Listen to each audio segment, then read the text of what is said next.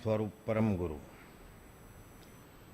વંદો શ્રી ગુરુરાજ પ્રભુને અહો અલૌકિક જ્ઞાન જોને તીવ્ર જ્ઞાન દશામાં ક્યાંથી અવિરતિ પામે સ્થાન જોને ભાન ભૂલાવે તેવી ભીડે જાગ્રત શ્રી ગુરુરાજ જોને બીજા રામ સમાતે માનું સારે સહુના કાજ જોને બીજા વીર સમાતે માનું સારે સહુના કાજ જો. આ સ્તુતિ બ્રહ્મચારી લખી છે.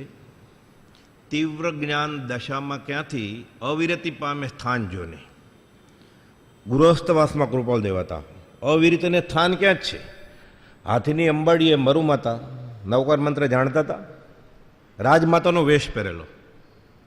અરીસા ભુવનમાં ભરત ચક્રવર્તી સર્વસંગ પરિત્યાગી થઈ ગયા હતા. પહેલાં કેવળ જ્ઞાન થયું, પછી સંપ્રદાયના નિયમ અનુસાર શાસક રક્ષક દેવીને બોલાવીને સાજ આપવામાં આવ્યો. કેવળ જ્ઞાન તો થઈ જ ગયું હતું, પછી સાજ ન પહેર્યો તોય ચાલત. પણ જ્ઞાનીને પછી કદાગ્ર નથી હોતો. સફેદ પહેરે ન પહેરે ભગવા પહેરે, શરીર જ નથી અડ્યું. કુપોલદુ કહે છે 255માં કે અમે દેહધારી છીએ કે કેમ તેને સંભાળી ત્યારે માંડ જાણીએ. દિગંબર સાધુ તો ઊંચી દશા, એક દોરોય ન અડે. જેને શરીર જ નથી અડ્યું એને દોરો ધોત્યું ક્યાં અડ્યું છે? તો દિગંબર સાધુની દશા ઊંચી કે કૃપાળુની દશા ઊંચી? દોરો નથી અડ્યો. અહીંયા સરખામણીની કોઈ વાત જ નથી, કેમ કે દરિયાને સરખાવી શકાય જ નહીં. શાયર માનતે શાયર સરીખો, તેમ તું પણ તું જેવો. તને કોની સાથે સરખાવાય? પણ ગુણગ્રામ ગાવાની વાત છે કે જેને શરીર જ નથી અડ્યું ને દોરો ક્યાં અડ્યો છે? દિગંબર સાધુ નગ્ન દિગંબરને દોરો નથી અડ્યો, શરીર તો અડ્યું છે ને હજી. એને જ્યારે દેહાતીત દશા આવશે ત્યારે એ પણ નમન જ યોગ્ય છે. એ જ પણ ભગવાન છે, સાકાર પરમાત્મા જ છે.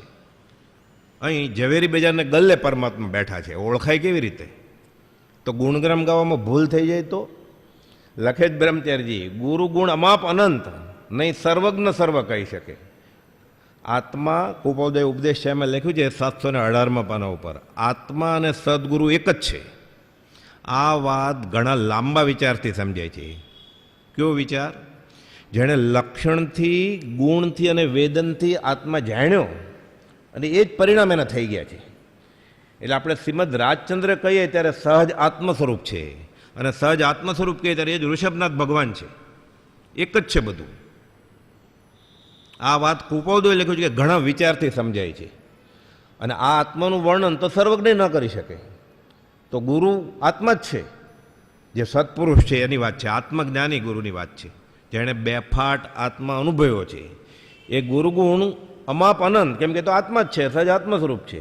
સર્વજ્ઞ સર્વ નહીં કહેશે તો આ રંકનું બધું કેટલું અપમાન કોઈ કહે રાખે. તો આપણે કંઈ ગુણગ્રામ જાય તો અપમાન થઈ જાય તો ન થાય.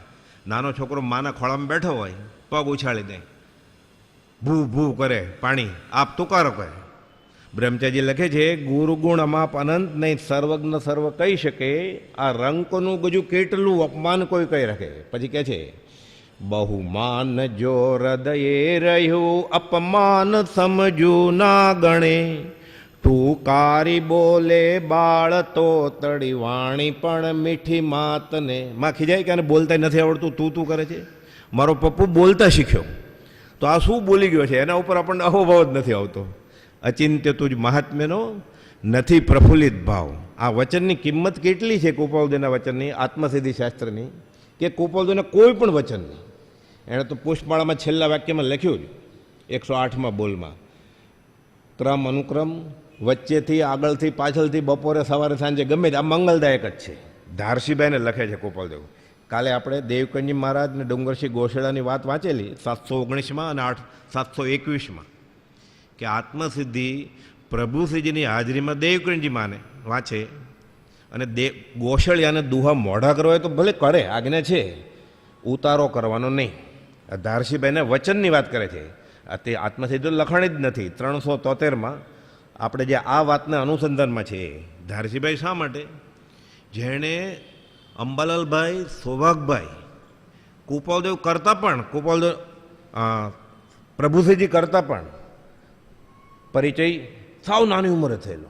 10 વર્ષની ઉંમરે કૃપાલદેવ જ્યારે રાજકોટ હતા ત્યારે બધા ચમત્કાર જોયેલા. એ લખે છે પરિચય નોંધમાં કે પછી તો હું નીચે બેસતો ને એને ગાદી ઉપર બેસાડતો. પણ જે ઓળખાણ જૂઠાભાઈ, સૌભાગભાઈ, અંબાલાલભાઈ, પ્રભુસિંહને થયું એ ન થયું. કેમ ન થયું? એટલે આત્મસિદ્ધિ કેમ નથી થતી આટલા વર્ષથી આપણે ગાય છે? તો એનું કારણ છે 373માં ત્રીજો પેરેગ્રાફ. ધ્યાન, ધારસીભાઈને લખે છે, ધ્યાન, જપ, તપ, ક્રિયા માત્ર સર્વ થકી. એટલે ધ્યાન ધરો છો, ધરો, શુભ ધ્યાન ધરો. શક્તિ હોય ને હોય તો શુક્લ ધ્યાનમાં જાઓ. તમ તારે જપ કરો, તપ કરો, માસ ખમણ ઉપર માસ ખમણ કરો, ક્રિયા કરો, તીર્થયાત્રા કરો, શાસ્ત્ર વાંચી લ્યો, વાંધો નથી. ધ્યાન, જપ, તપ, ક્રિયા માત્ર સર્વ થકી. આનું ફળ શું હોવું જોઈએ? આ બધી ક્રિયા કરીએ તો ધર્મની. મેં દાન આપ્યું, મેં ઉપવાસ કર્યા, મેં તીર્થયાત્રા કરી ઉગાડે પગે, પાલીતાણા સમાજ શિખર ચડ્યો, એનું ફળ શું? કૃપાલદેવ કહે છે ધારસીભાઈને, એ સર્વ થકી અમે જણાવેલું કોઈ વાક્ય, હજી તો આત્મસિદ્ધિ લખાણી નથી, ખાલી વાક્યની વાત છે. કૃપાલદેવ કાંઈ પણ કહે, શું કહે? 20મે વર્ષે લખે છે, હું કહું છું એમ કોઈ કરશો? મારા કહેલા ધાકડે ધાકડ માનશો? શબ્દકોશ ભારતીય વિદ્યાભવનમાં ગૃહ છે, એનો ધાકડે ધાકડનો અર્થ એમ છે કે ખોટું હોય તોય સાચું માનવું પડે. એટલે ધાકડે ધાકડ. જ્ઞાની એમ કે સૂર્ય પશ્ચિમમાં ઉગે છે તો માનવું પડે કે ના, હું તો ભણ્યો છું નાનપણથી પૂર્વમાં ઉગે છે. એ વિચાર આવ્યો એટલે ગયો એ ગયો. વ્યવહારમાં બરાબર, અહીંયા અધ્યાત્મની વાત છે. આજ્ઞા ગુરુનામ અવિચારણીય. વિચાર કરાય જ નહીં, આ બરોબર હશે કે નહીં. આ વિચાર કર્યો એટલે એ શિષ્ય અટક્યો એટલો. એટલે એને એટલી શ્રદ્ધા નથી હજી, એ વિચાર જ ન કરે પછી. અને આપણી પાસે તો એવી શક્તિ શું છે વિચારવાની? કૃપાલદેવના વચનને આપણે શું વિચારીએ? આપણે વચન વિશ્વાસે સુખી. વિશ્વાસ હોય તો કામ થાય. એટલે કહે છે, ધ્યાન, જપ, તપ, ક્રિયા માત્ર સર્વ થકી અમે જણાવેલું કોઈ વાક્ય જો પરમફળનું કારણ ધરતા હતો. પરમફળ એટલે સમ્યક દર્શન, આત્મદર્શન કે કેવળ જ્ઞાન કે મોક્ષ. કે તમે કાંઈ પણ ક્રિયા કરો, ધારસીભાઈને કહે છે, મહારાજ મા સતીને ભણાવો, બધા આગમ ભલે મોઢે હોય તમને, એનું ફળ શું? મને વચનામૃતનું વચન સમજાય એ તો મંજૂર છે. દીક્ષા લીધી છે, મંજૂર. એનું ફળ શું? શ્રીમદ રાજચંદ્ર ઓળખાય તો દીક્ષા વસૂલ. પ્રભુસિંહ દીક્ષા વસૂલ થઈ, ચોથારાના મુનિ થઈ ગયા. કૃપાલદેવને ઓળખ્યા એટલે પછી એને દીક્ષા છોડી દેવી હતી. તો કૃપાલદેવ થોડા છોડાવે એમ? કૃપાલદેવને સંપ્રદાય સાથે ક્યાં વેર છે? એને શંકરાચાર્ય સાથે ને કપિલ સાથે, સાંખ્યયોગના પ્રણેતા સાથે વેર નથી. તો એને જૈન ધર્મ સાથે વેર હોય કે મારા વતી વીરને નિશંક સમજજો? અમારે ક્યાં બીજો માર્ગ પ્રવર્તાવો છે? કે મૂળ માર્ગ મહાવીરનો છે, એ જ વાત કરવી છે અમારે. તમને અલગ લાગે છે, અમે તો વાંચીને સાંભળીને એની સાથે રહીને આવ્યા છીએ.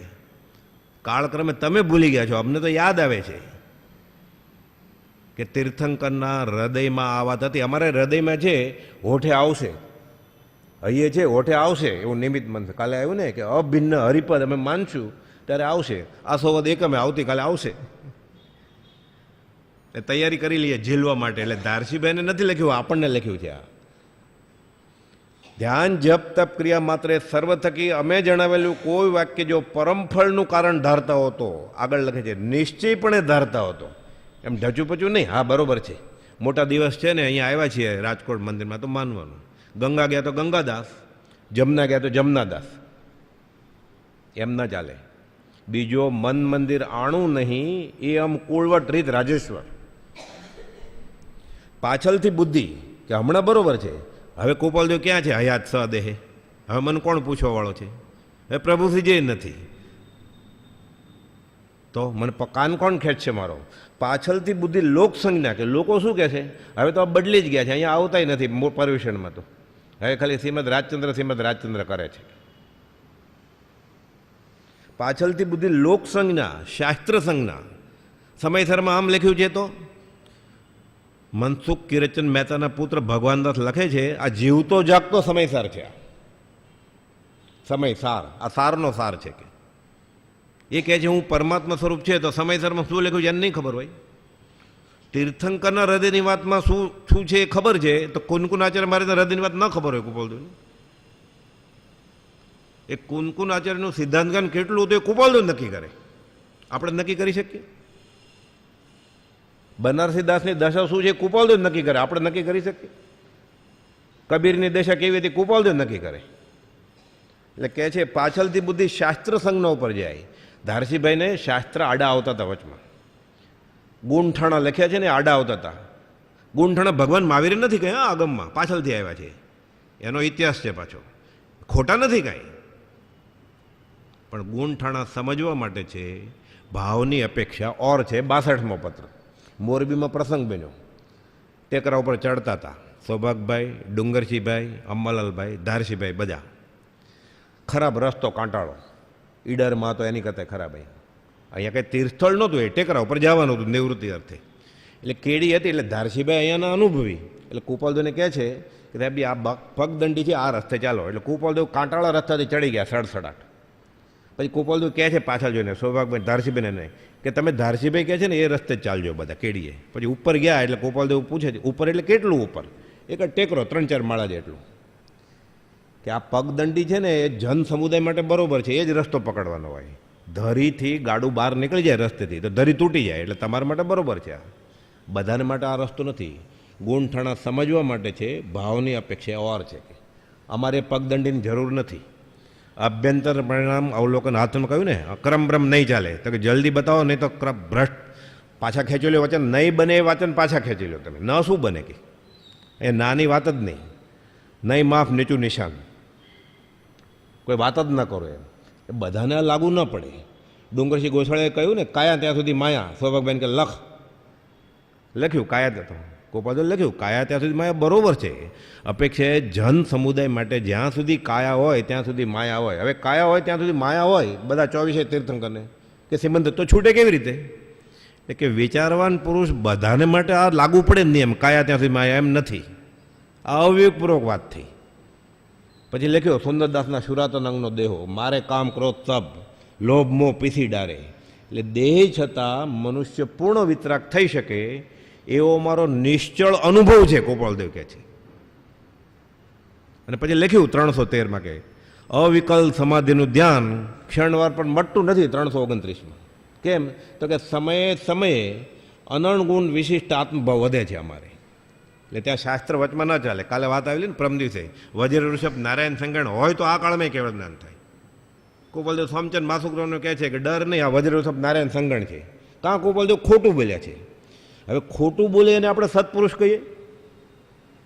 પરમાત્મા અને ભગવાનને સાકાર પરમાત્મા એ બધું બાજુમાં રાખીએ. આપણે ખોટું બોલીએ એ આપણી સત્પુરુષની વ્યાખ્યામાં આવે તો આપણે બધા ખોટું બોલાડા જ છીએ, તો સત્પુરુષ થઈ ગયા ને. એટલે કહે છે પાછળથી બુદ્ધિ લોક સંજ્ઞા અને શાસ્ત્ર સંજ્ઞા પર ન જતી હોય તો કદાચ જાય તો કે નિયમસારમાં આ લખ્યું છે. નિયમસારનો નિયમ કૃપાલદેવ નથી ખબર? નિયમસારની 146 ગાથામાં લખ્યું છે અને એનો 252મો શ્લોક છે એની ટિપ્પણીનો કે આવા પુરુષને કે જે દેહ છતાં દેહાતી દેહે જીવી શકે છે, જેની ઇન્દ્રિયો શૂન્ય થઈ ગઈ છે. 255માં લખ્યું અમારી 5 ઇન્દ્રિયો શૂન્યપણે વર્તે છે. એટલે સ્પર્શ કરે એને આભાસ ન થાય, પતાસવું મૂકે એને આભાસ ન થાય, એને ખબર પડે. આપણને કદાચ બહુ ભાવતું હોય તો ખબર ન પડે, પછી બીજા કોઈ કહે ત્યારે ખબર પડે કે આજે દૂધ પાકમાં સાકર ઓછી હતી. એ જ્ઞાનીને બધી ખબર પડે તો મૂકે ત્યાં જ. પણ એને કારેલું અને પતાસામાં હર્ષશોકમાં ફરક ન હોય. એને વર્ધમાન સંકિત થઈ ટાળે મિથ્યાભાસ ઉદય થાય ચારિત્રનો વિતરાગ પદવાસ. હા એને સરખું જ હોય, બધું જાણે છે. સ્પર્શ થાય, લગ્ન કરે, મિથ્યા આભાસ ન થાય. એ લખે છે ને નહીં ગમતા એવા પદાર્થો સ્પર્શવા જોવા સૂંઘવા પડે છે. આ ક્લેશિત આત્મા પ્રત્યે જુગુપ્સા નહીં આવતી હોય? જિજ્ઞાસા નથી છતાં પૂર્વ કર્મ કાં ઘેરે છે? 24માંથી 22 તીર્થંકરને ઘેરેલા. બીજા તીર્થંકરે કલમ નથી ઉપાડી એટલે પાને નહોતું ચડ્યું. કૃપાલદેવ પાને ચડાવ્યું કલમ ઉપાડીને કે આ દશા છે અમારી. આપણે અત્યારે લગ્નનો આલ્બમ જોઈએ પોતાનો કે પોતાની પત્નીનો પોતાના પતિનો, એમ વિચાર આવે કે મેં ભાવના ફેરા છોડવા માટે લગ્ન કર્યા હતા એમ ખોટું ખોટું બોલી શકીએ આપણે? ખાલી એમ કે બોલ તો ખરો, ખોટું ખોટું મારે રેકોર્ડ કરું તું બોલી શકીએ આપણે? એ બેનો ગીત ગાય છે, 2 ફેરા પતી ગયા એટલે કોઈ મહેતાના 2 ફેરા પતી ગયા કે હવે ત્રીજો થશે, તો ગોપાલ તો સાંભળી ગયા, બેન અમે ફેરા લગ્નના ફરતા નથી, ભાવના ફેરા ઉકેલીએ છીએ. આ વાક્ય આપણે ગોખીએ તોય ન બોલી શકીએ. સીડી જોવા બેઠો હોય ત્યારે 51માં જન્મ લગ્ન દિવસે ત્યારે 2માંથી 1 ગુજરી ગયા હોય તોય એટલો જ આનંદ વર્તે એને પાછો. એટલે કઈ દશા થયા એટલે કે ધારસીભાઈને ગોપાલદેવ કહે છે. આપણને તો કહે પણ કોણ?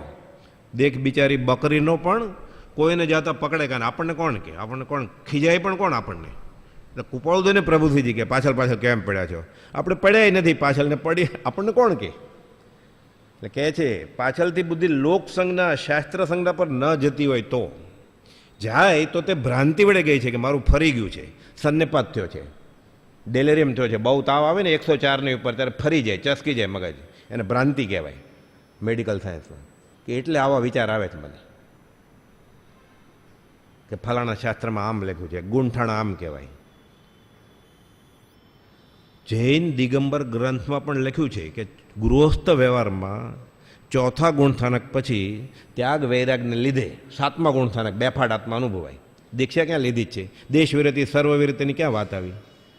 તો ગુંઠાણામાં તો એવું હોય ને કે અપ્રમત, દેશ વિરતિ અને સર્વ પછી, એટલે પહેલાં તો દેશ વિરતિ એટલે 5મું, સર્વ વિરતિ પણ પ્રમત છે એટલે 6ઠું, અને પછી અપ્રમત થાય ત્યારે 7મું. તો 4થા દીક્ષા ક્યાં ગૃહસ્થમાં લીધી જ છે હજી? તો એને પાછું ક્ષાયિક સંકેતની શ્રેણી માંડી શકે પાછું, એમ દિગંબર ગ્રંથમાં છે પાછું. આ તો બધું 300-400 વર્ષ પહેલાંના ગ્રંથમાં છે, ગોપાલદેવ હતા એના પહેલાંની વાત છે. પછી એ બધું ઢંકાઈ ગયું અને ઢંકાવી નાખવામાં આવ્યું પાછળથી, અને આપણે જેને વળગ્યા હોય આપણને જે વાત કરે, આપણે આગળ ટાઈમે નથી બધું વાંચવાનો જોવાનું, એ જે કે મંજૂર. એટલે છે આમાં પાછળથી બુદ્ધિ ભ્રાંતિ વડે ગઈ છે. કાલે જે વાત આવેલી ને કે આહારક શરીરની લબ્ધિ ફોરવે અને સિમંદર સ્વામીને પૂછી આવે કે અન્ય ક્ષેત્રે વસતા કેવળીને પૂછી આવે, એ દિગંબર ગ્રંથમાં જ લખ્યું છે કે 14 પૂર્વધારી 7મા ગુણસ્થાનકવાળો આ રિદ્ધિ ફોરવે આ પ્રમાદનું જીવ હિંસાનું કારણ છે, એટલે 6ઠે આવીને ઊભો રહી જાય. એ પ્રમત્ત ગુણસ્થાનકવાળો હોય. ગોપાલદેવનું ગુણસ્થાનક પ્રમત્ત ગુણસ્થાનક છે.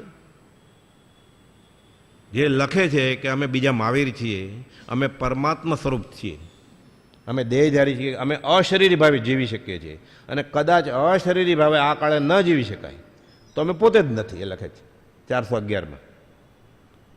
તો ગુણઠાણું માપવું હોય તો ગોપાલદેવનું પ્રમદ ગુણઠાણું તો નથી જ ને, એનાથી તો ઉપર છે ને.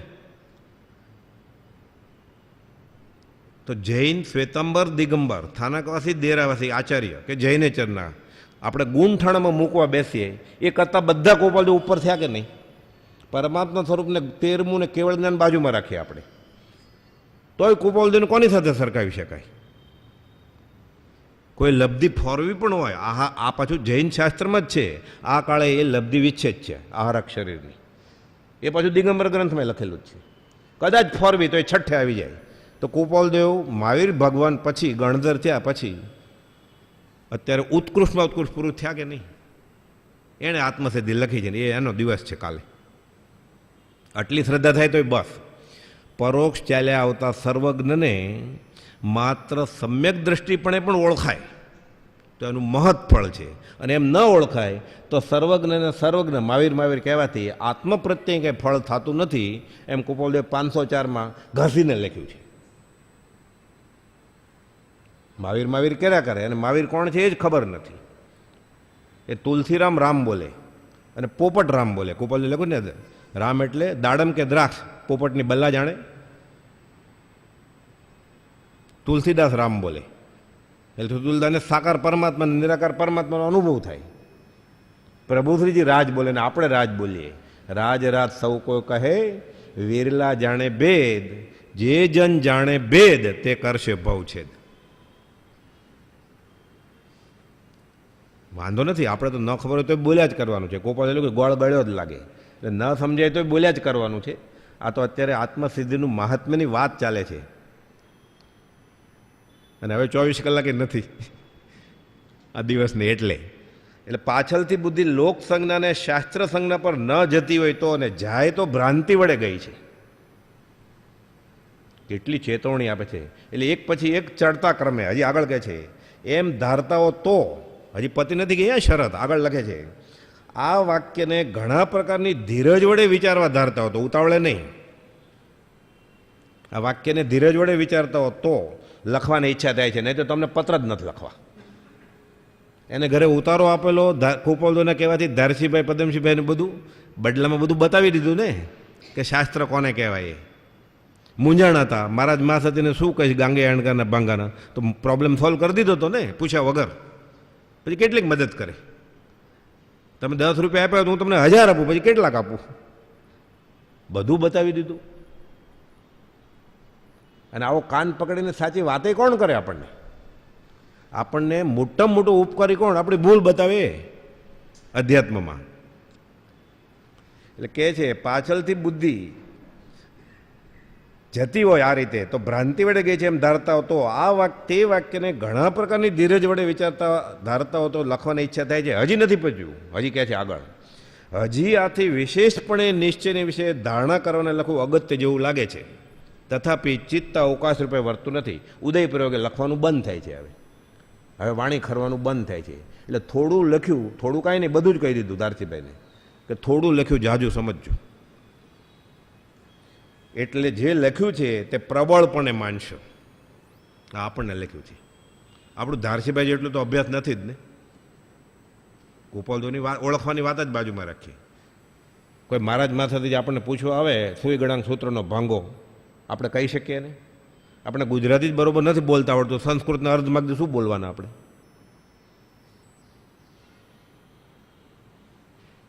તો ધારસીભાઈને આમ કે તો આપણે શું સમજવાનું આત્મસિદ્ધિ વિશે? ગાતા હોય ત્યારે, વિચારતા હોય ત્યારે. ગાવાનું તો ઠીક છે, ઘણા બધા હોય એટલે આળસ ન થાય, પ્રમાદ ન થાય.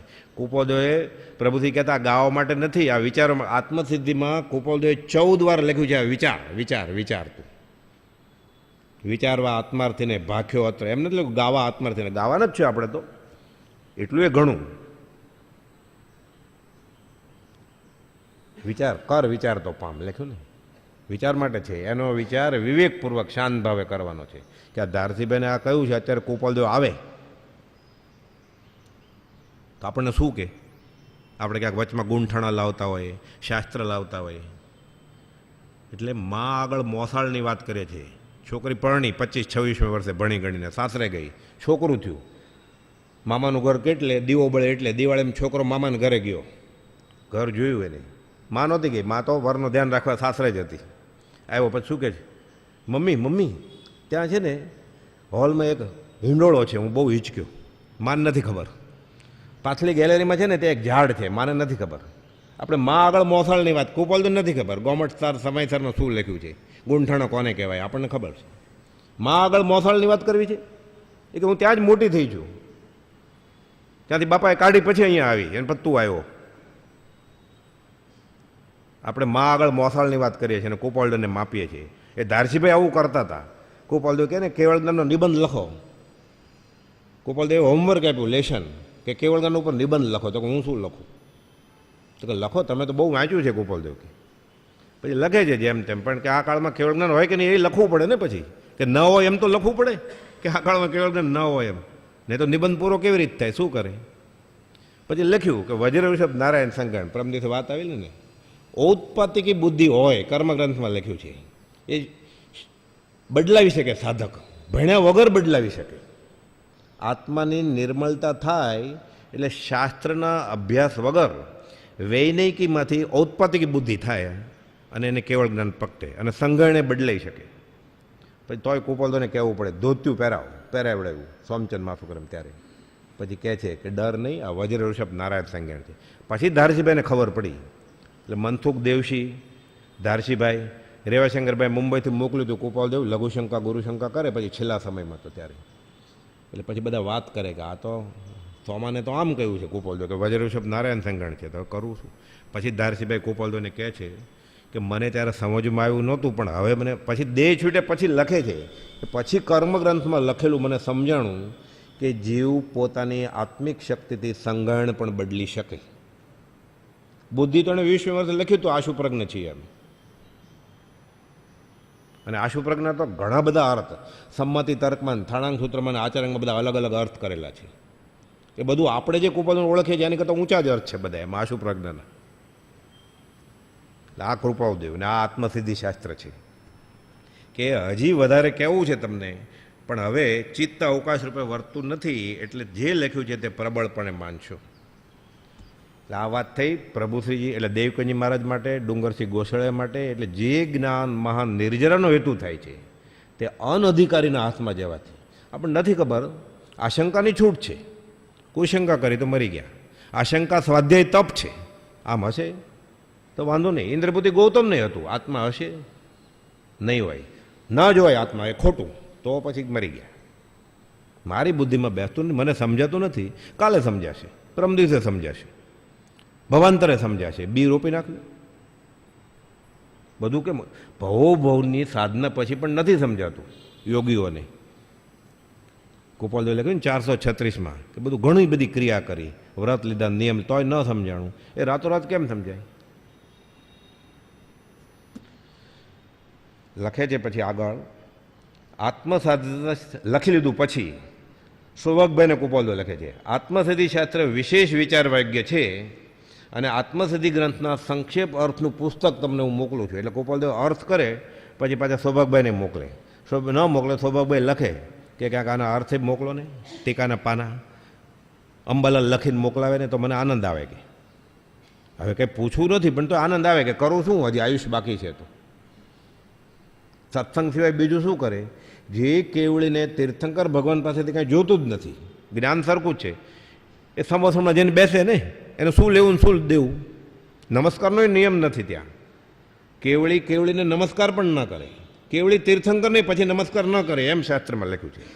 પણ ત્યાં જઈને બેસે ખરા સમોસણમાં, તો બીજે ક્યાં જાય? મેચ જોવા જાય? એટલે સત્સંગનું તો આ કિંમત છે. એટલે કહે છે કે આત્મસિદ્ધિ શાસ્ત્ર વિશેષ વિચારવા યોગ્ય છે. એટલે ખાસ તો ગોસળિયાને કે સૌભાગભાઈએ તો વિચારી જ લીધું હતું ઘણું બધું. એના સંક્ષેપ અર્થનું પુસ્તક હું મોકલું છું. વિચારવા યોગ્ય એમાં ઘણા પ્રસંગો છે. કૃપાલદેવ સૌભાગભાઈ લખે છે કે આમાં પ્રસંગો ઘણા છે આત્મસિદ્ધિમાં. એટલે ગોસળિયા, લહેરાભાઈ, મગનભાઈ બધા સાયલાના, એમ કરીને પાછું ગોસળિયા ધીરે ધીરે ધીરે ઊંચી પાયરીએ ચડે. અંબાલાલભાઈને લખે છે કે આત્મસિદ્ધિ વિચારતા આત્મ સંબંધી કંઈ વિચાર આવે છે કે? અંબાલાલભાઈ તો 4 પ્રત બનાવેલી. પછી કૃપાલદેવ લખે છે 740માં પત્રમાં કે આત્મસિદ્ધિ વિચારો છો, કાંઈ અનુપ્રેક્ષા થાય છે કે ખાલી લખો છો ને વિચારો છો ને ગાઓ છો? અંબાલાલભાઈ તો પછી પોથીની જેમ હિન્દી એટલે સંસ્કૃત લિપિમાં પણ લખી છે કે આત્મસિદ્ધિ શાસ્ત્ર છે હજી ખંભાતમાં, આખું આગમ હોય એવી રીતે દેવનાગરી લિપિમાં. એટલે એક એક પાનું ફેરવતા જાય આપણે આગમની રીતે. એવું આખી આત્મસિદ્ધિ છે. અને કૃપાલદેવને બતાવી કે મેં શાસ્ત્ર બનાવ્યું છે એમ તમારા વચનનું. કૃપાલદેવ મૌન રાખે ખાલી. એને કૃપાલદેવ પાછા પૂછે છે અંબાલાલભાઈને કે આત્મસિદ્ધિ વિચારતા આત્મા સંબંધી કાંઈ અનુપ્રેક્ષા વર્તે છે કે કેમ? તે લખવાનું થાય તો લખશો, એટલે કાંઈ વિચાર આવ્યો હોય તો લખો, અમને શું વિચાર આવે છે તો અમે તમને ક્યાંક કહીએ. અંબાલાલભાઈ પછી લખે છે કે રાત્રે 12 વાગે મને અનંતાનુબંધી સ્વરૂપનું કશાયનું સ્વરૂપ સમજાણું છે. તો હવે મને સમજાઈ ગયું છે, એટલે આત્મા પકડાઈ ગયો છે, ગ્રંથિભેદ થઈ ગયો છે. તો હવે મારે આગળ વધવું કે અહીંયા કૃતકૃત્યતા માનીને હવે સ્થિર થઈ જાઓ. અહીંયા ગોપાલદેવ ખાલી થોડુંક લખે છે એને કે હજી તમારો આ જે વિચાર કરો છો, અનુપ્રેક્ષણ કરો છો, એ સારી વાત છે, હજી ધીરે ધીરે બધા પડળ ખસશે, ચાલુ રાખો. તો હવે મારે શું વાંચવું એ કહો.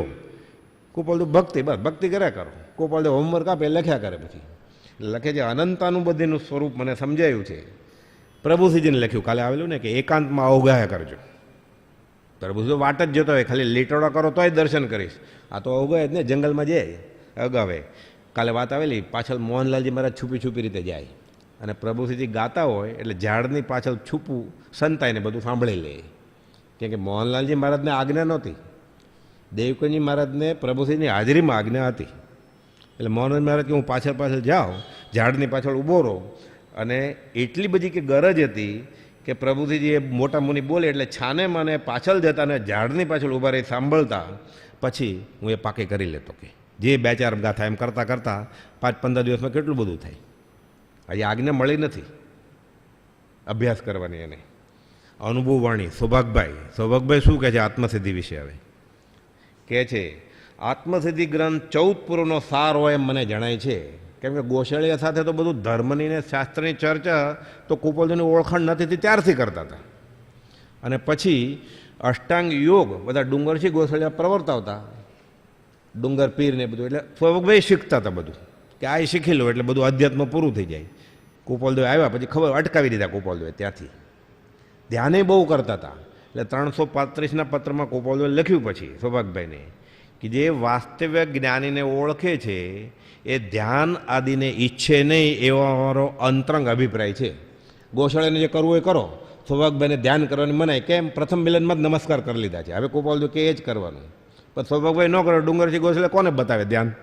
એટલે ગોશાળાએ છોડી દીધું. પછી શુભ ધ્યાનની ના નથી. શુભ ધ્યાન તો આપણે અત્યારે શુભ ધ્યાનમાં જ છીએ બધા, જેટલો ઉપયોગ રહે એટલો. પણ અવરૂપી આત્મા પકડી લેવો છે આંખ બંધ કરીને, કે જે અનંતકાળથી આજ સુધી મેં જોયો જ નથી, તો એને જે પકડાશે. ખંભાતના કૃષ્ણદાસને કુપોલદેવે લખેલું, તમે જે મનમાં સંકલ્પેલું હશે. એ કૃષ્ણદાસની દશાએ બહુ ઊંચી હતી, બાળ બ્રહ્મચારી હતા, જન્મે વૈષ્ણવ. અને કુપોલદેવે ત્યાં સુધી કહ્યું કે તમે દર્શન પરિચયમાં છો, આમને આમ રહેશે તો સંકિત પ્રગટ છે તમને. ત્યાં સુધી કુપોલદેવે એને ડિગ્રી આપી છે. તોય પાછળ કહે છે કે તમે ધ્યાન અંગે મનમાં કંઈ સંકલ્પ્યું હોય તો પ્રાયે જ્ઞાનીનું સ્વરૂપ સમજશો એટલે ખબર પડશે કે આ ખોટું હતું, બધું મિથ્યા હતું બધું. એટલે તેજોમય પદાર્થ દેખાય કે ક્યાંક સંભળાય, આ બધું ભૂલી જાજો. નાટક ચેટક બધા એ લખ્યું જ પાછું. આમાં 15 જગ્યાએ કુપોલદેવ વચનામૃતમાં લખ્યું કે ધ્યાન કરવાનું નહીં. એમ ધર્મ ધ્યાન કરવાનું જ છે, શુભ ધ્યાનમાં રહેવાનું જ છે. આપણે જે ધ્યાનની શિબિરમાં અવરૂપી આત્મા પકડે છે એની વાત છે. એ 500માંથી કોઈ આત્મા જોયો નથી તો અવરૂપી આત્મા કેવી રીતે પકડાય? અમૃત ભોજન અસ્તારે જોયો હોય તો ખબર ન પડે? સાદા મુમુક્ષુને ખબર પડી જાય કે સામેવાળાના આત્માનો અનુભવ થઈ ગયો છે. થોડી કંઈ મુમુક્ષ હોય તો ખબર પડી જ જાય કે આને આત્માનું દર્શન થઈ ગયું છે. એ કુપોલદેવ સૌભાગભાઈને ના પડતા હોય કે વાસ્તવિક જ્ઞાનીને ઓળખે છે, એટલે આપણે શ્રીમદ રાજચંદ્રને ઓળખીએ છીએ અંશે, વત્તે ઓછે અંશે, બુદ્ધિથી વાંચીને. તો આપણે એ ઈચ્છાય નહીં, તો આત્માની સિદ્ધિ થાય.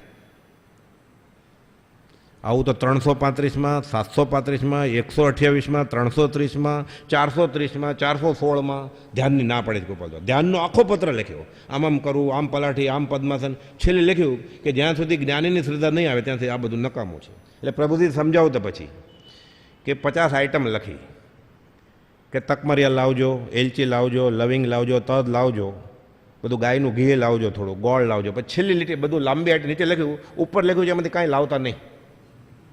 એવું છે આ ધ્યાનનું. કુપોલદેવે 416માં બધું સમજાવ્યું, પછી લખી નાખ્યું કે જ્યાં સુધી આત્મજ્ઞાની નહીં ઓળખાય ત્યાં સુધી આ બધું નહીં જેવા કામના છે.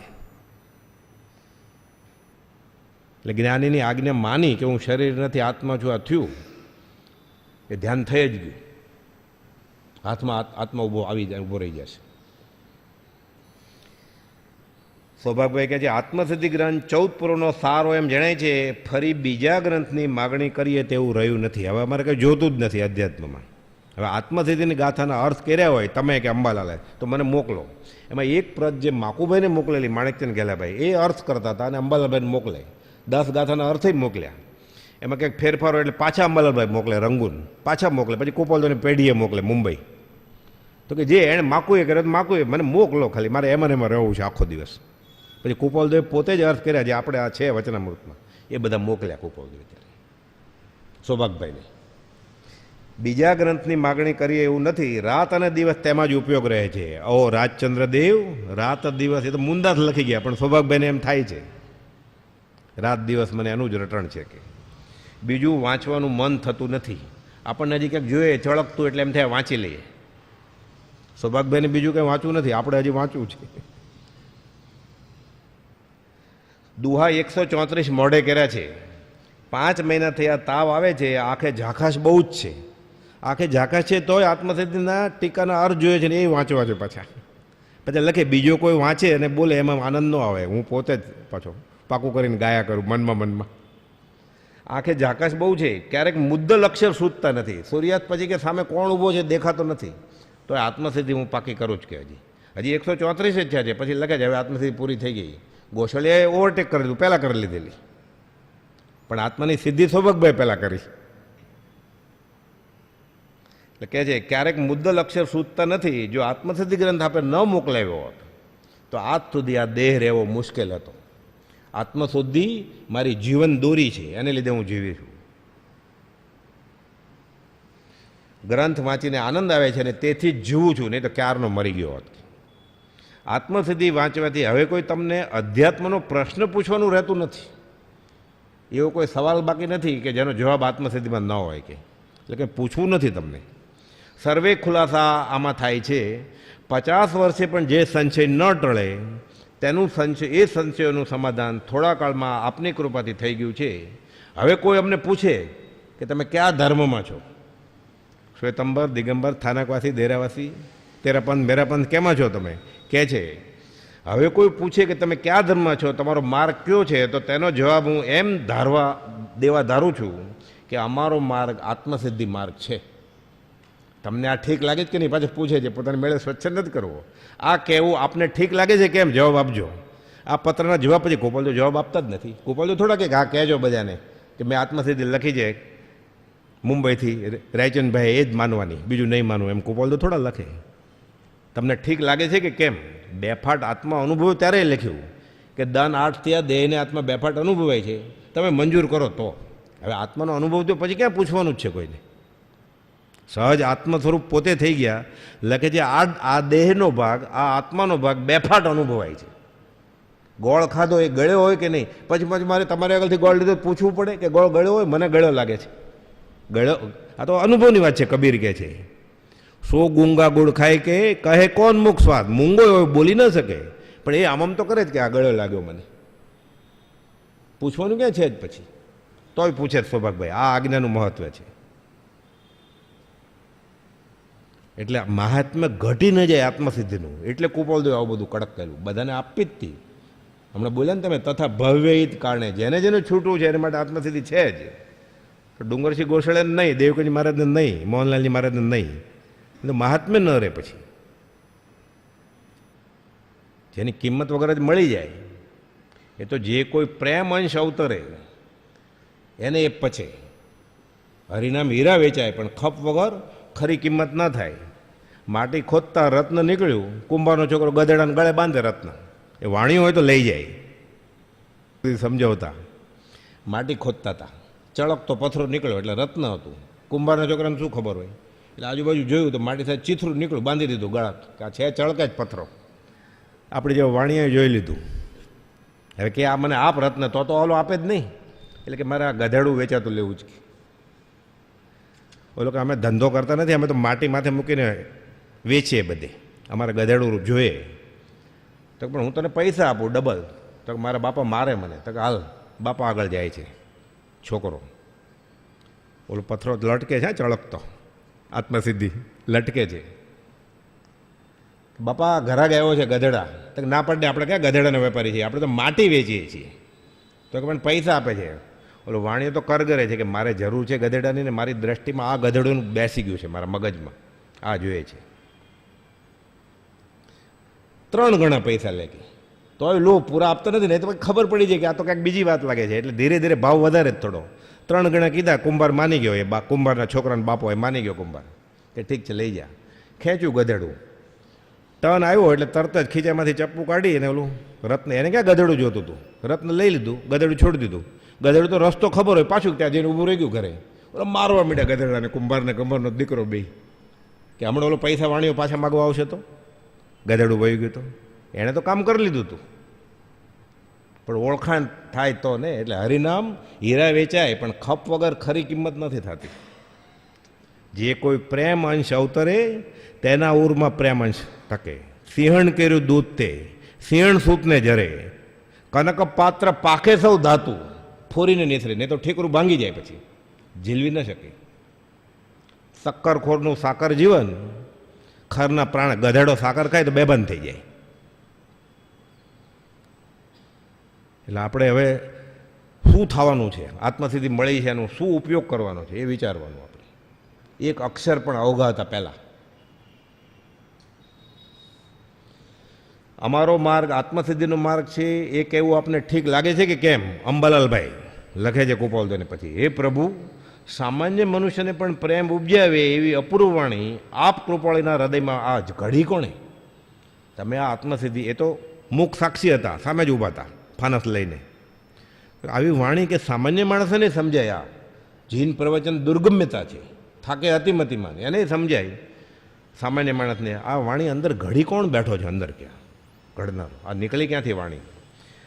આપ કૃપાળોનું પરમાત્માપણું અને અલૌકિકપણું પ્રગટ અનુભવ આવે છે. પછી તો લખે મથાળે સંબોધનમાં, હે વિદ્યમાન મહાવીર.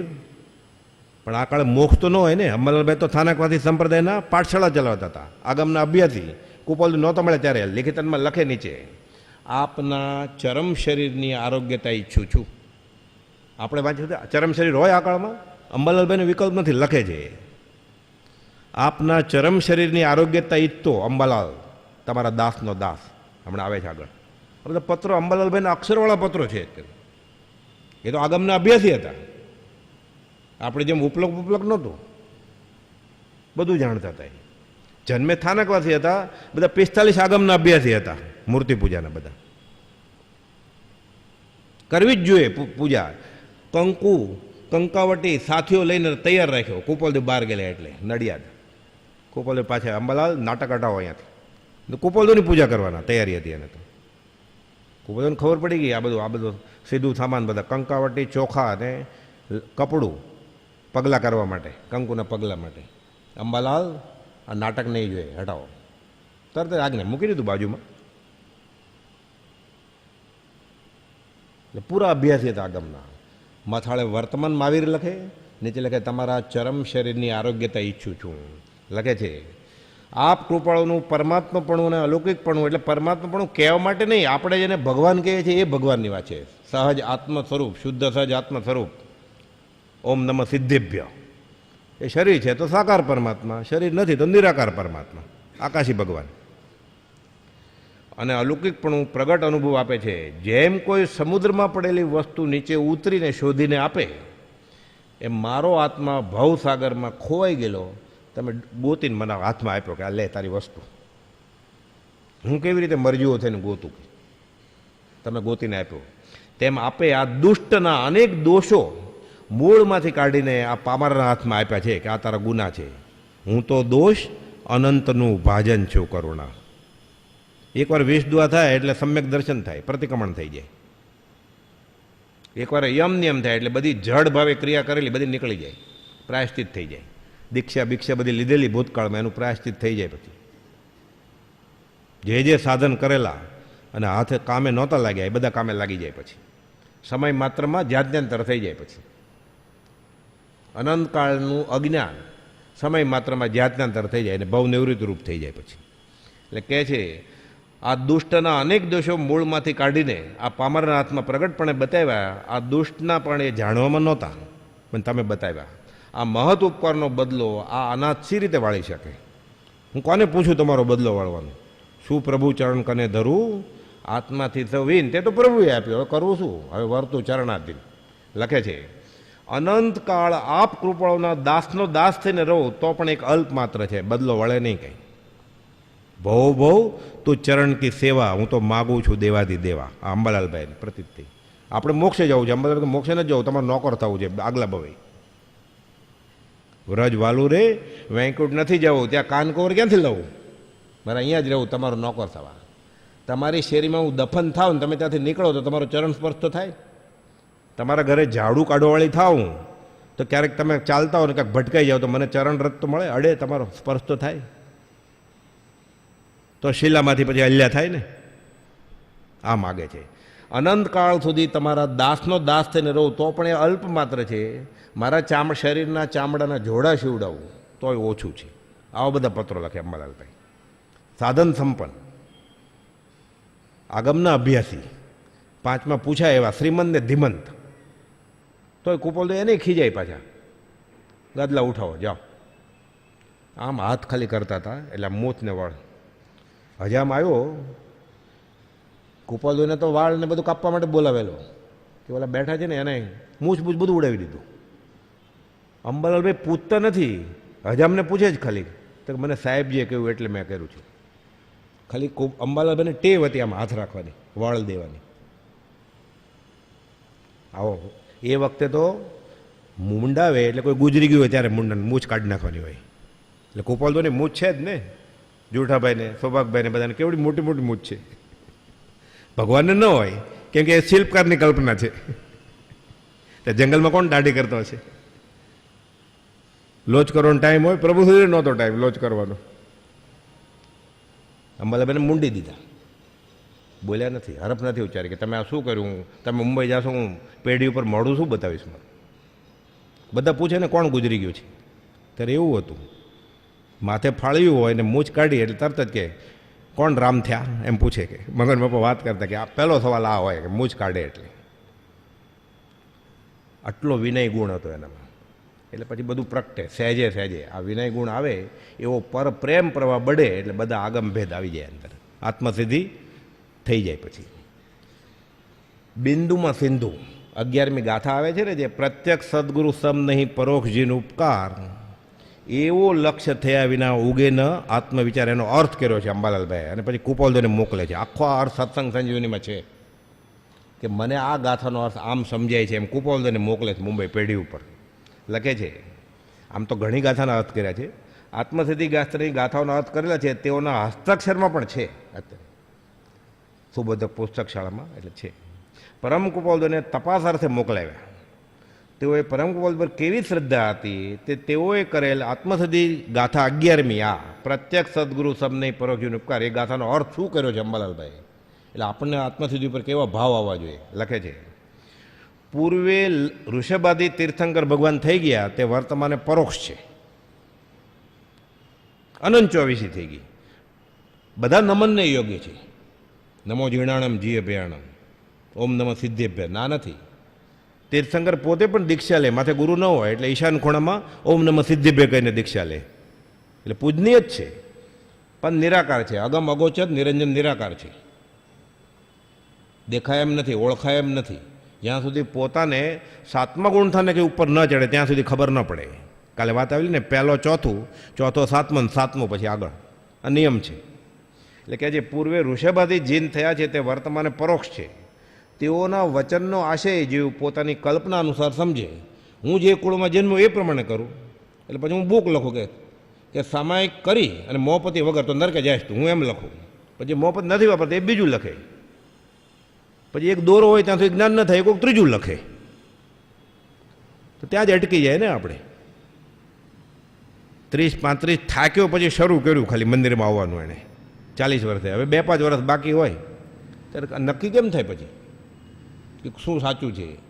એટલે કહે છે પોતાની કલ્પના અનુસાર જીનેશ્વરના વચનનો અર્થ કરે.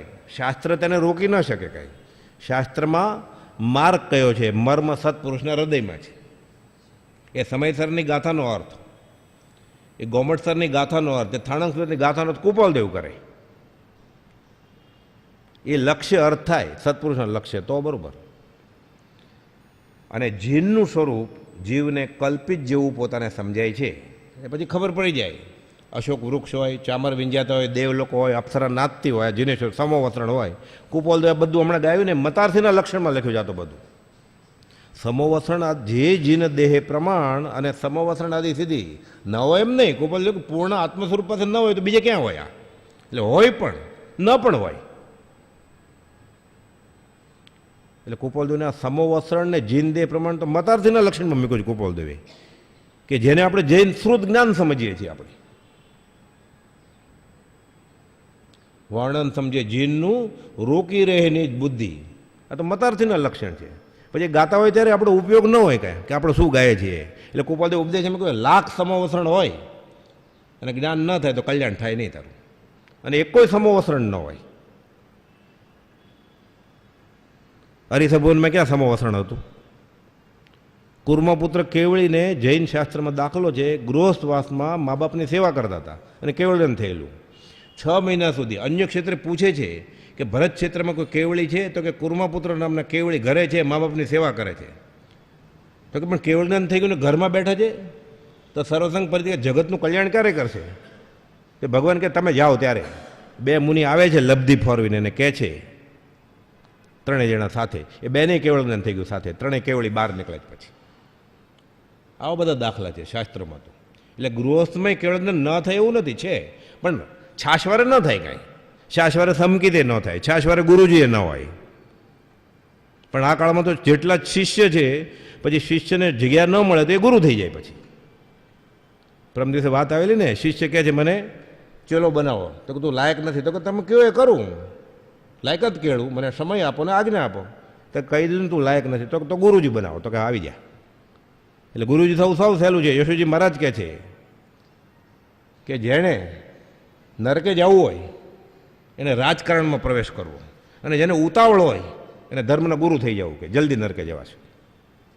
યશુજી મહારાજ લખ્યું છે કે બહુ ઉતાવળ હોય તો ધર્મના ગુરુ થઈ જવાનું, નરકે જવાની ઉતાવળ હોય તો.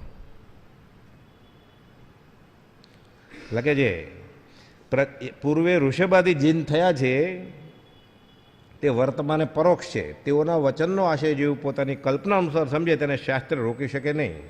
જીનનું સ્વરૂપ કલ્પિત જેવું પોતાને સમજાય છે, અથવા જીનના બાહ્યપણામાં જીનની માન્યતા થાય છે. એકાંત દ્રષ્ટિ અથવા તો ઉન્મત્તા આદિ માત્ર પ્રત્યક્ષ સદગુરુ રોકી શકે. પરોક્ષ એવા જીન કરતાં પણ પ્રત્યક્ષ સદગુરુનો ઉપકાર મોટો છે. પૂર્વે જીન પ્રત્યક્ષ મળ્યા ત્યાં પણ પરોક્ષ જીનની આસ્થા રાખી. એટલે 11માં તીર્થંકર મળે ને ત્યારે એક વહેતો હતો કે 10માં સિનિયર છે, એટલે એને મળવું તો. ઋષભનાથ ભગવાન મળે ત્યારે આની પહેલાંય અનંત 24 થઈ ગઈ છે, એ કોક મળે તો. એટલે પૂર્વે જીન મળ્યા ત્યારે એણે ભૂતકાળના જીનને જ યાદ કર્યા છે. અંબાલાલભાઈ અર્થ કરે છે. પરોક્ષ જીનની આસ્થા રાખી અને પ્રત્યક્ષ મળેલા જીનનો ઉપકાર થયો નહીં તેવું અત્યારે પણ કરી રહ્યો છે. એણે કહ્યું છે હું જીન છું, હું વિતરાગ છું, હું પરમાત્મા છું, હું બીજો મહાવીર છું. અત્યારે આવું જ કર્યું છે. જેમ પ્રત્યક્ષ સરોવરનું જળ છોડી દઈ તરસ્યો થયો છે. પૂર્વે એટલે અહીંયા સરોવર છે, પસલી ભરીને પીવે તો તરસ માટે એમ છે. એ કે ના, પૂર્વે અહીંયા મહાસાગર હતો, કે થોડોક અહીંયાથી દૂર જાય ને હાઈવે ઉપર, એટલે ત્યાં મહાસાગર હતો, એનું વર્ણન કરે છે. તરસ્યો મરી જાય છે. પ્રત્યક્ષ સરોવરનું જળ છોડીને કોઈ પૂર્વે મહાસાગર હતો એનું વર્ણન કર્યા કરે છે અને તૃષાતુર જ રહે છે. અંબાલાલભાઈ અર્થ કરીને ગોપાલદોને મોકલે છે આ ગાથાનો અર્થ. તે મુજબ પ્રત્યક્ષ સદગુરુને યોગે પરોક્ષ જીન પ્રત્યે આગ્રહ કરે તે આત્મભ્રાંતિયુક્ત રહેશે. પરોક્ષ જીનનો આગ્રહ કરવામાં જીવને પોતાનું માન મોડવું પડતું નથી. કુપાલદેવની આત્માથી આપણે વાપચીએ કે મુમુક્ષુના કયા લક્ષણ હોય, એટલે આપણે માર્ક આપવો પડે આપણને કે દયા, શાંતિ, સમતા, ક્ષમા, સત્ય, ત્યાગ, વૈરાગ, આમાંથી કયો ગુણ છે આપણામાં? એ કોઈ નહીં. 10માંથી મીંડું મળે. આગમ વાંચીએ થાણાંગ સૂત્ર, અગુરુ લઘુ વિશે, એમાં આપણું કંઈ આવે જ નહીં. એટલે કે પોતાને અભિમાન મોડવું ન પડે શાસ્ત્ર વાંચે ત્યારે. પણ ગુરુની વાત કરે ત્યારે પોતાનું અભિમાન મોડવું પડે. મનમાં તો દુઃખ થાય ને કે હું બોલું છું કાંઈ ને કરું છું કાંઈ. એટલે કે છે પરોક્ષ જીનનો આગ્રહ કરવામાં જીવને પોતાનું માન મોડવું પડતું નથી અને પોતાની પૂજ્યતા રહે છે. પ્રત્યક્ષ સદગુરુની આજ્ઞાએ વર્તમાં જીવને પોતાનું માન મોડવું પડે છે અને પૂજા સત્કાર આદિ ગાળવા પડે છે. ધારસીભાઈ કુપાલદોને એમ કે મને આગમમાં કંઈ સમજાતું નથી, એમ બોલે તો સમજાય ને. મેં તો બધું વાંચ્યું જ છે, હું તો મોટા મોટા આચાર્યોને સમજાવું છું. એટલે જગ્યા જ ક્યાં છે? એ કમોદના ચોખા કાઢે તો બાસમતી નખાય ને અંદર, કોઠી ખાલી થાય તો ને. જગ્યા જ નથી તો અંદર. એ પ્રભુજી કહેતા તારું ઠીકરામાં સડેલું અનાજ છે, ગંધાતું શાકભાજી, એ કાઢ તો હું તને મેશુબ મૂકું, મોહનથાળ મૂકું અંદર.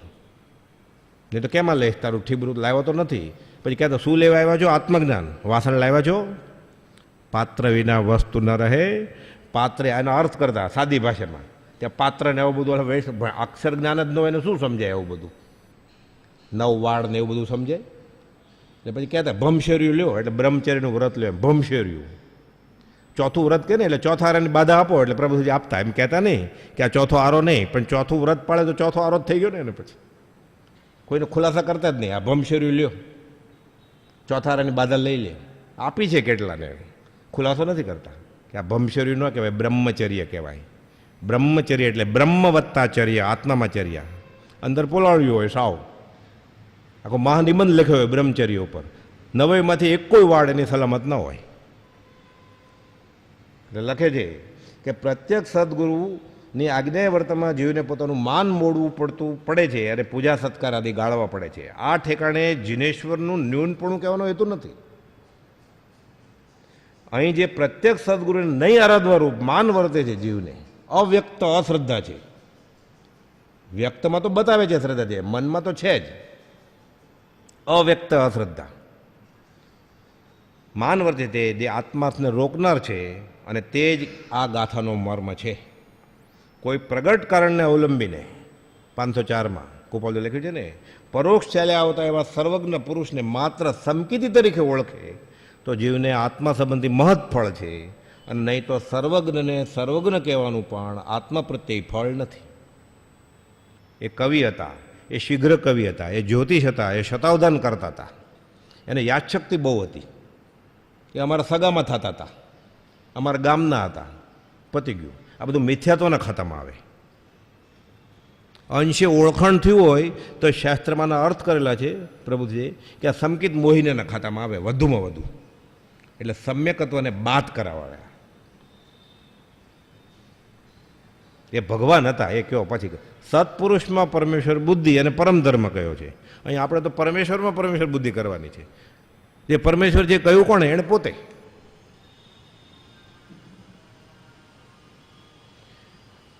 પ્રત્યેક સર્વજ્ઞ પુરુષને આ થઈ ગયું. કોઈ કારણે અવલંબને સમ્યક દ્રષ્ટિ સ્વરૂપે પણ ન જાણ્યા હોય તો તેનું આત્મા પ્રત્યે કંઈ ફળ નથી. હું જાણું છું એ મારું અભિમાન. 522માં કુળ ધર્મને અને કરતા આવ્યા છે તે ક્રિયાને કેમ ત્યાગી શકાય? આટલા વર્ષથી અમે કરીએ છીએ, અમારા બાપ દાદા કરતા હતા તો એ છોડી દઈએ તો લોકો શું કહેશે પછી? આ અનંતાનુમંદી કશાનું રૂપ છે એમ કુપાલદેવ 522માં લખ્યું છે. પ્રભુજી દુહો લખતા પછી કુપાલદેવને પત્રમાં લખે, એક એક મુલ્લા દો મુલ્લા, મુલ્લા 18 લાખ હુઆ, આદિમ પીરમ કી ખબર ન મુઈ, અલ્લાહ અલ્લાહ કરી મુઆ, કબીરા એ મારગડા જુદા. કેવો મારગડો છે આ? કુપાલદેવ હોમવર્ક આપ્યું. હવે ટાઈમ પૂરો થાય છે એટલે એ લઈ લઈએ 4 લાઈન 527માં પત્રમાં.